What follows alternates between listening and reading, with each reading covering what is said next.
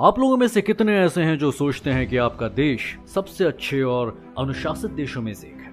आप चाहे कहीं से भी हो, लेकिन आपके दिल का देश प्रेमी तो इस प्रश्न का उत्तर चिल्ला के हाँ देगा। पर अगर लॉजिकली सोचा जाए तो हर देश को अभी तक कुछ ना कुछ सीखना बाकी रह गया है। कोई भी देश अभी तक पूर्णता की स्थिति में नहीं पहुंचा है, लेकिन हाँ, एक ऐसा देश है जो हमें पूर्णता के बारे में बहुत कुछ सिखा सकता है।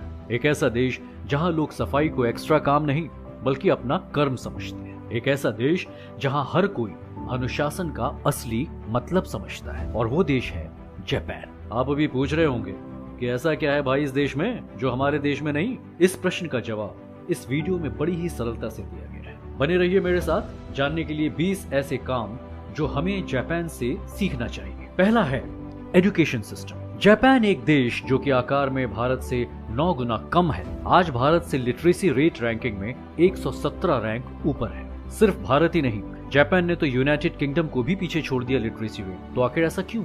ऐसा क्या है इस देश के एजुकेशन सिस्टम में? ऐसा इसलिए है क्योंकि जापान में बच्चों को पढ़ाई से पहले शिष्टाचार सिखाया जाता है। पढ़ाई के पहले 3 साल कोई एग्जाम्स नहीं होते, बल्कि उन 3 सालों में बच्चों को शिष्टाचार और अनुशासन का महत्व समझाया जाता है। जापान में स्कूल की अटेंडेंस ऑलमोस्ट 99% है।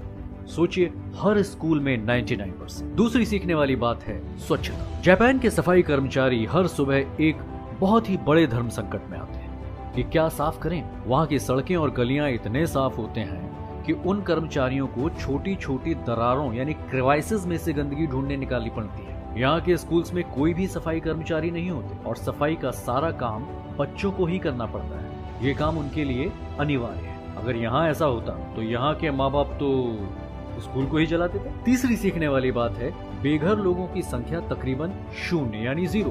जी हाँ, आप ये अगली बात सुनकर जरूर चौंक उठेंगे। जापान में जहाँ तकरीबन 12 करोड़ लोग रहते हैं, बेघर लोगों की संख्या 0.004% यानी 0.004% है। 2017 के एक सर्वे के अनुसार जापान में 5,534 लोग बेघर हैं। हमें इनकी सरकारी पॉलिसी से बहुत कुछ सीखना है। चौथी सीखने वाली बात है दृढ़ता।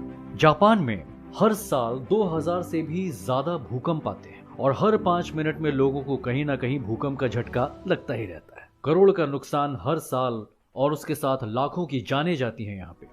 पर इसके बावजूद भी यहाँ लोगों में दृढ़ता बनी रहती है, फिर से अपने पैरों पे खड़े होते हैं। यहाँ के बौद्ध यानी बुद्धिस्ट विश्वास के अनुसार जिंदगी हमेशा चलनी ही चाहिए, नो मैटर व्हाट। ये बात काफी ही रेस्पेक्टेबल है कि एक देश जो कि इतनी कठिन समस्याओं से गुजरता है, हर साल अपने पैरों पर फिर से खड़े होने की क्षमता भी रख पाता है। और इस चीज से हम सभी को प्रेरणा लेनी चाहिए। पांचवी सीखने वाली बात है युवा शक्ति। जापान की युवा शक्ति कई देशों में से कई गुना ज्यादा है, और ये बात फिर से उनके एजुकेशन सिस्टम के साथ लिंक की जा सकती है। यहाँ बच्चे कॉलेज से ही निकलते ही लीडरशिप के गुण के साथ दुनिया जीतने लग जाते हैं। छठी सीखने वाली बात है विनम्रता और शीलता यानी पोलाइटनेस और मॉडेस्टी। जी हाँ, ये भी एक जापान से सीखने वाली बात है। वहाँ पर हर कोई अपने सामने वाले व्यक्ति के साथ आदर और सम्मान से बात करता है। वहाँ सबको अभिवादन के साथ बुलाया जाता है, जैसे कि सैन, चैन एटसेट्रा एटसेट्रा। वहाँ पब्लिक एटिकेट का भी बहुत ध्यान रखा जाता है। ट्रेन में फोन पे बात करने पे फाइन भरना पड़ता है, चाहे वो कितना भी जरूरी कॉल क्यों ना हो। सातवां सीखने वाला पॉइंट जो है वो है honesty is the best policy. ये लाइन हमने कितनी बार सुनी है, पर इस मुहावरे का असली अर्थ जापानीज से ही हमें सीखना चाहिए। वहाँ हर कोई अपने से पहले दूसरे आदमी का सोचता है, और इसी सोच के साथ आती है ईमानदारी। चाहे वो रोड पे गिरा सिक्का ही क्यों ना हो, वहाँ का हर व्यक्ति पहले उसे पुलिस स्टेशन में जमा करता है और उसके ओनर को ढूंढने की कोशिश भी करता है। आठवीं सीखने वाली बात है समय की समझ। जापान में एक मुहावरा है, being 10 minutes early is early, being 5 minutes early is being on time, and being on time means you are late।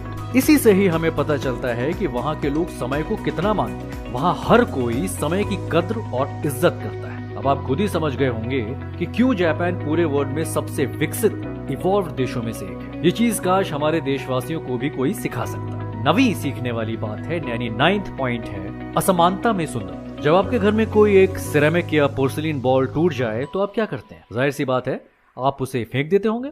आखिर एक टूटी हुई चीज को कोई क्यों अपने घर में रखे? पर जापान में कुछ अलग होता है। वहाँ पर बाउल टूटने पे उसको रिपेयर करा जाता है। बस उतना ही नहीं, सारे क्रैक सोने से भरे जाते हैं। उनका मानना यह है कि कोई भी चीज पूर्ण नहीं होती अगर एक चीज टूट जाए तो उसे रिपेयर किया जा सकता है, चाहे वो कुछ भी हो, और वही टूटना उस चीज को एक अलग ही चमक और वैल्यू देता है। ये चीज